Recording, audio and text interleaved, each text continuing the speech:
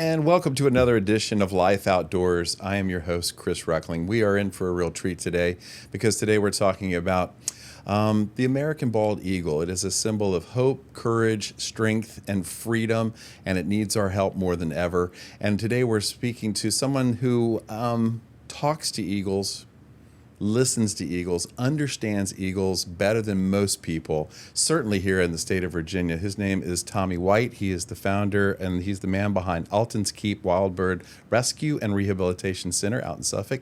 Tommy, it's good to have you here. Thank you for joining us here on Life Outdoors. How are you doing? I'm doing pretty good, and thanks for the invite. You brought a friend with you. Who do you got there today? I have little Rosie, a female adult screech owl, a red morph screech owl, and she's here keeping me company this morning. Yeah, so let's dive a little deeper into Altons Keep Wildbird Rescue and Rehabilitation Center. How did it get started, and how long has it been around?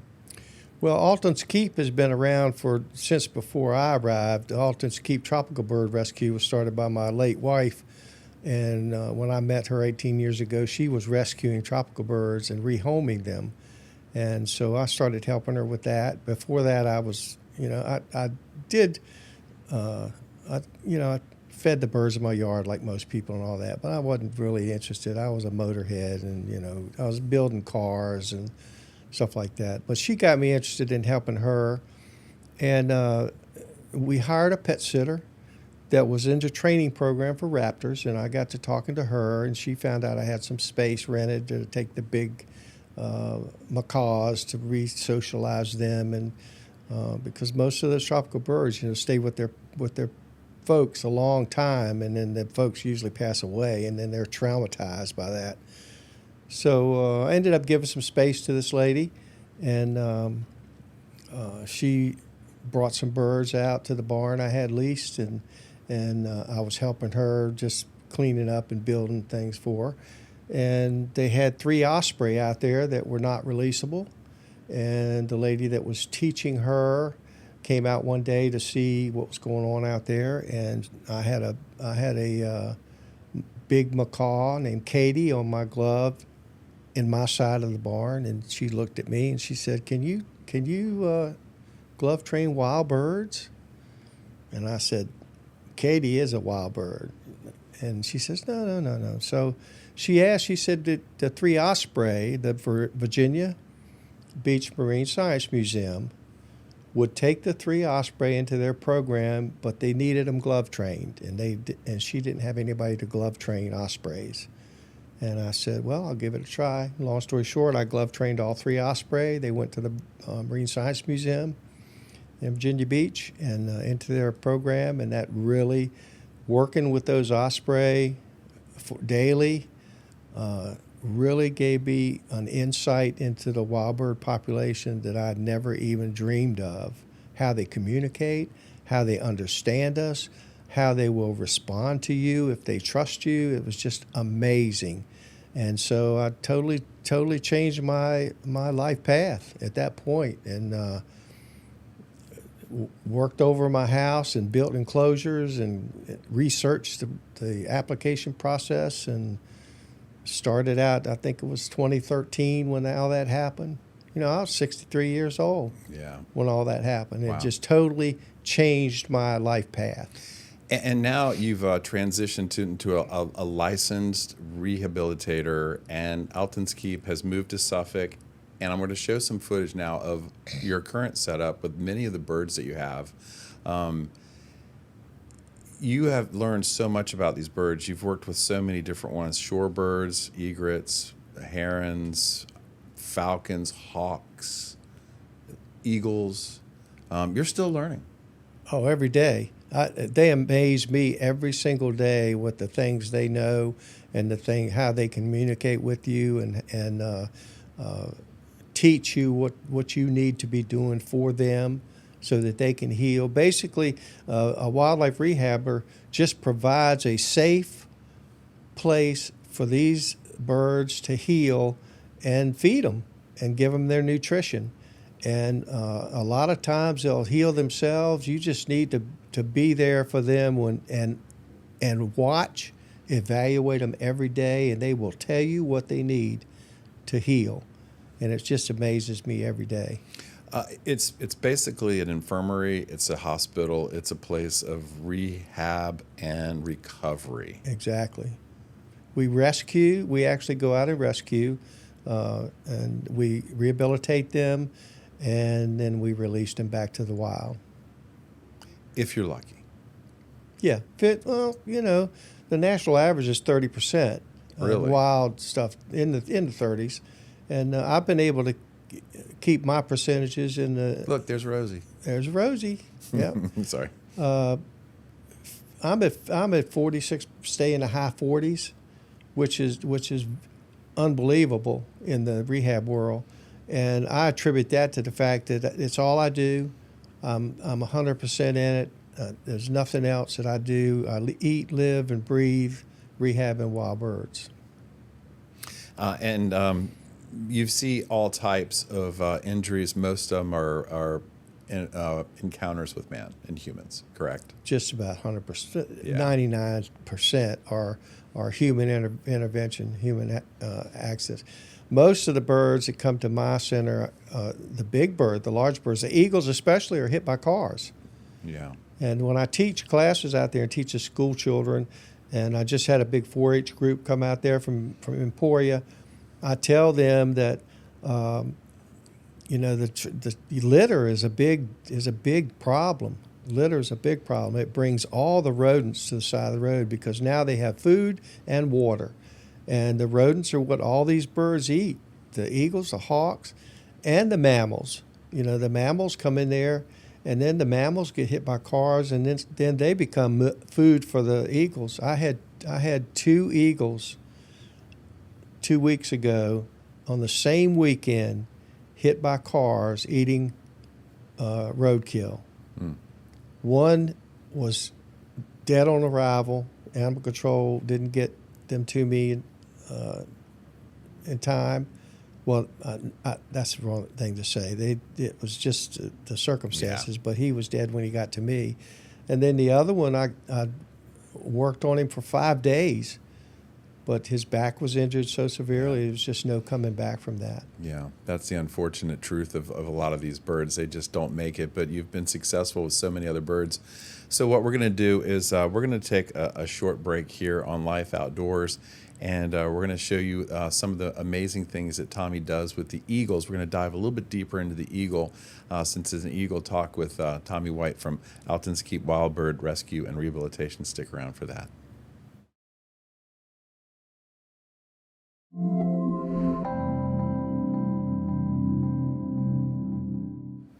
And welcome back to Life Outdoors. I'm your host, Chris Reckling. Today we are joined by Tommy White. He is the founder and the man behind Altons Keep Wildbird Rescue and Rehabilitation Center. In the first segment, we talked about more about the center and how it came to be, a little bit more about yourself.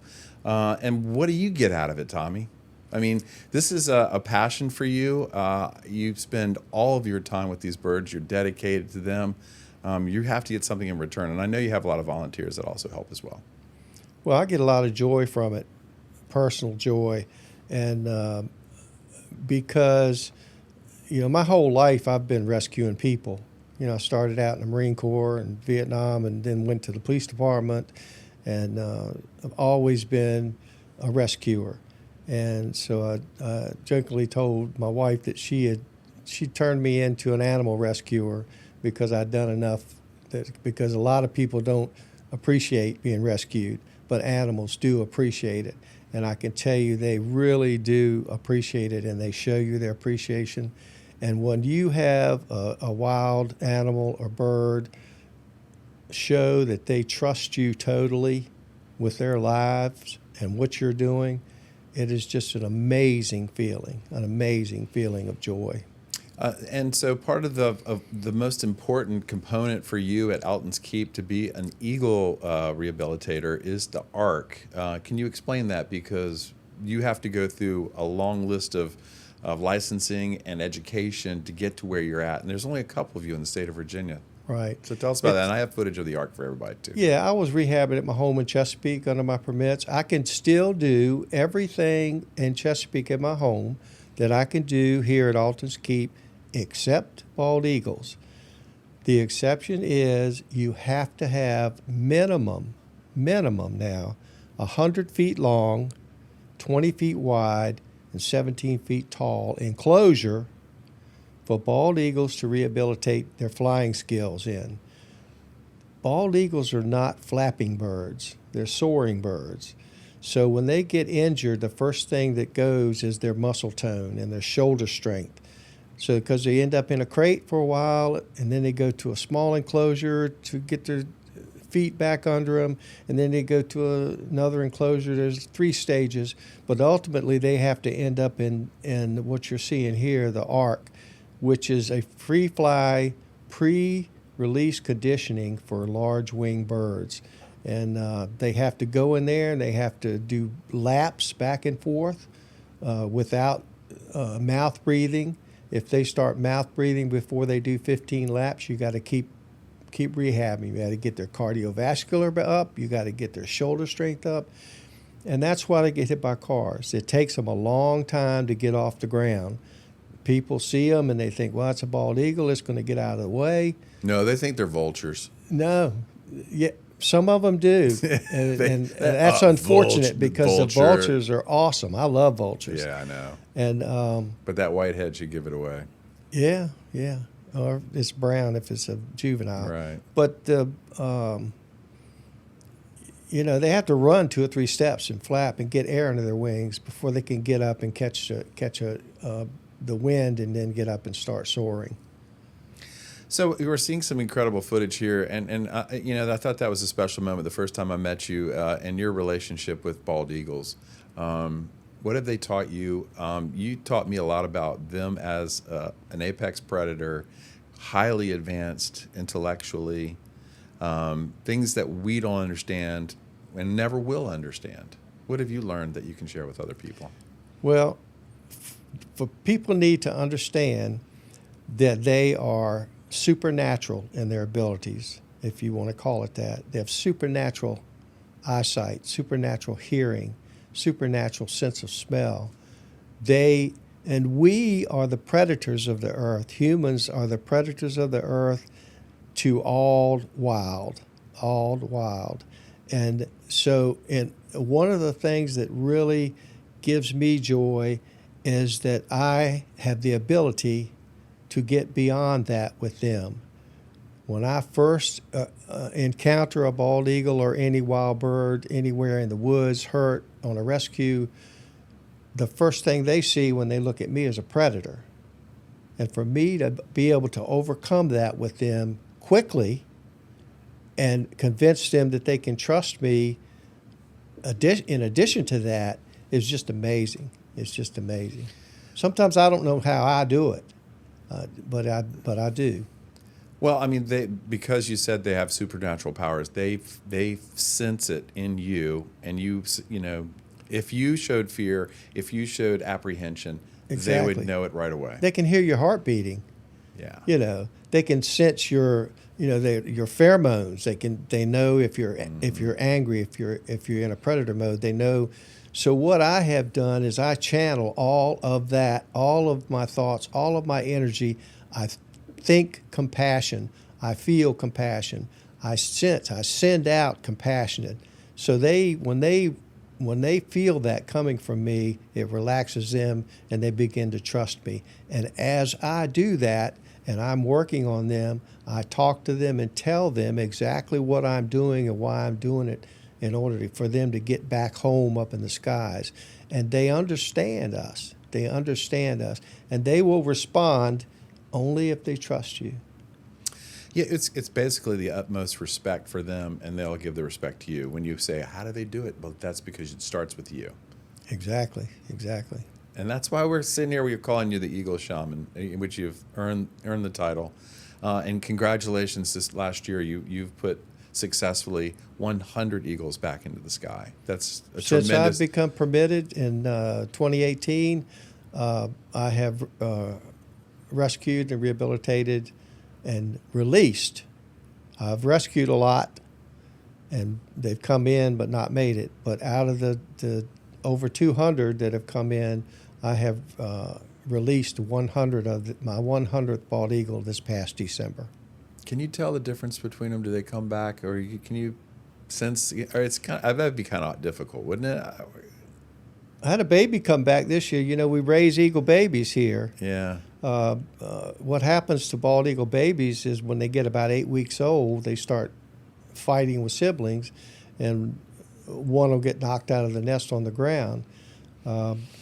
Game and Fish will not re-nest a bald eagle if it's over 8 weeks old because they have to climb. They have to dig a hole through the bottom of the nest to get the baby in there, generally. And if there's another baby in the nest, it'll jump out. So what they do is they put it in rehab. And we got four baby. Two went out and rescued in the wild myself. But we had four baby eagles that were not flying well and not eating on their own that came in. And I've got a surrogate bald eagle, female, that's non-releasable. And she takes them under her wing, you like to say, right, and teaches them how to be eagles. And what the key with the baby bald eagles is all we need to do in rehab is get them eating on their own and flying. Yep. Get their flight skills, and then we take them back to the nest area and release them, and they get right back with their parents. The parents will say, hey, that's great. The baby's back and it's flying. It's eating on its own. Couldn't be anything better than that. We're going to change that right there from Eagle Shaman to Eagle Daddy. Eagle Mama, Tommy White. Listen, we're going to take a short break and we'll talk more. A fascinating interview with Tommy White about the bald eagle, so stick around for that.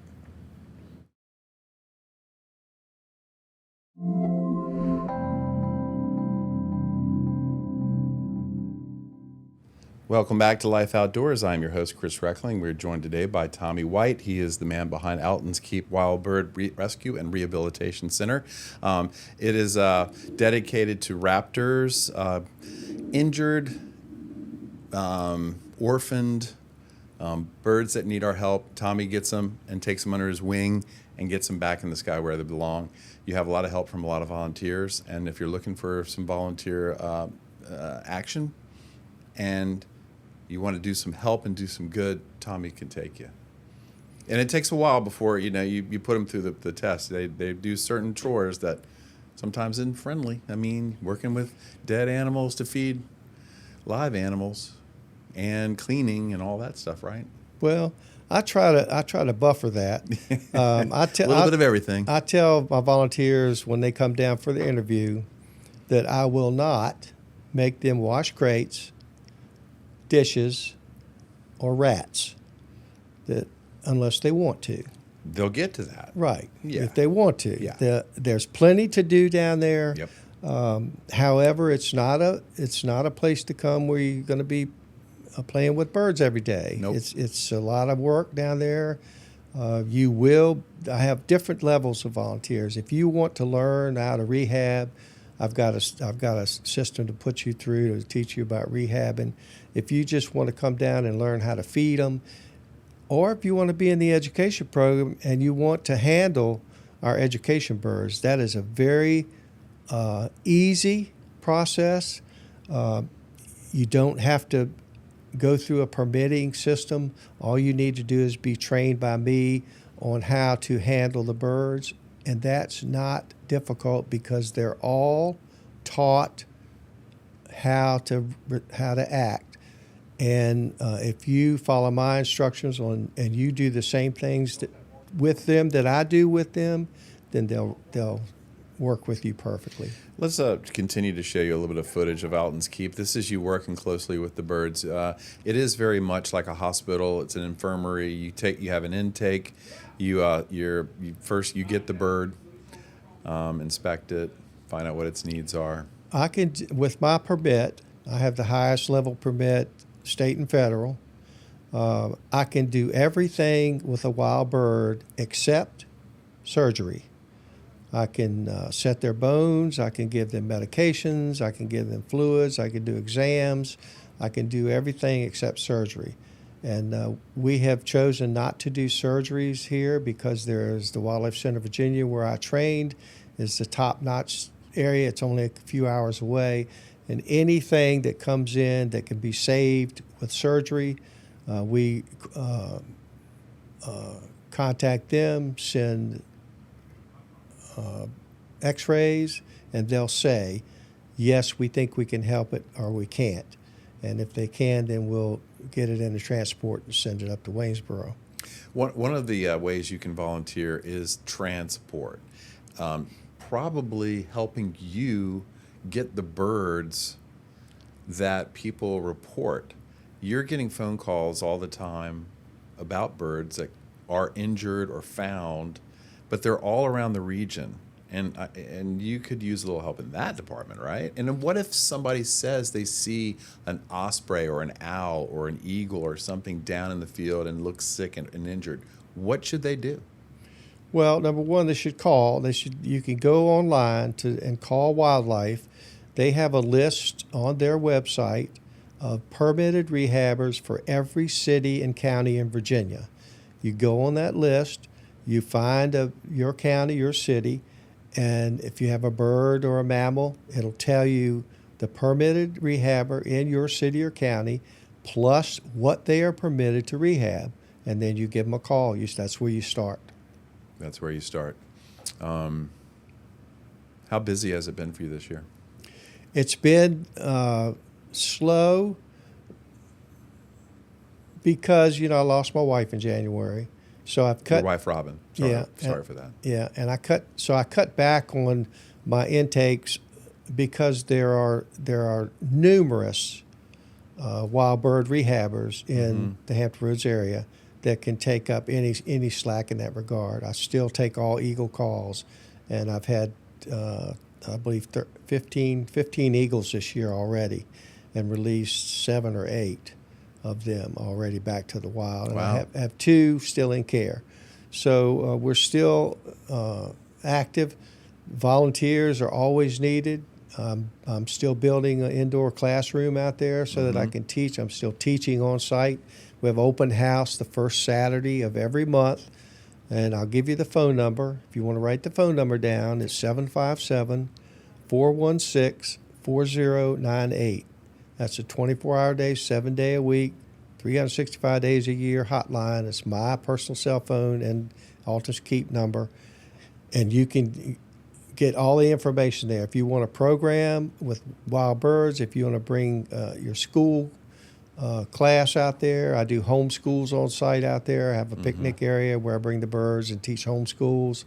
And soon we'll have an indoor classroom that will be heated and air conditioning, so we can then, no matter if it's too hot or too cold for people or if it's raining, we'll have an indoor classroom. And we have plenty of parking out there. And Emporia 4-H brought a group of kids out there with their minibus and came in and just a couple of weeks ago and as part of their summer program, and that was a lot of fun. Well, Tommy, we're just about out of time, and I just want to say thank you so much for coming here on Life Outdoors. Thank you for putting these amazing creatures back in the sky. The dedication and the effort that it takes to do this doesn't go unnoticed. You're a special person that gets a lot coming back to you. And this has always been fascinating. Who doesn't love seeing nature, the eagle, ospreys, birds with prey, you name it. They're spectacular. And thank you for making a difference. They're amazing. They're the hierarchy of this planet. Yeah. Thank you for making a difference. And once again, thank you for joining us here on Life Outdoors. And thank you guys for watching Life Outdoors. We hope you enjoyed it. We're new each Friday. We'll see you next time. Don't forget to live your life outdoors.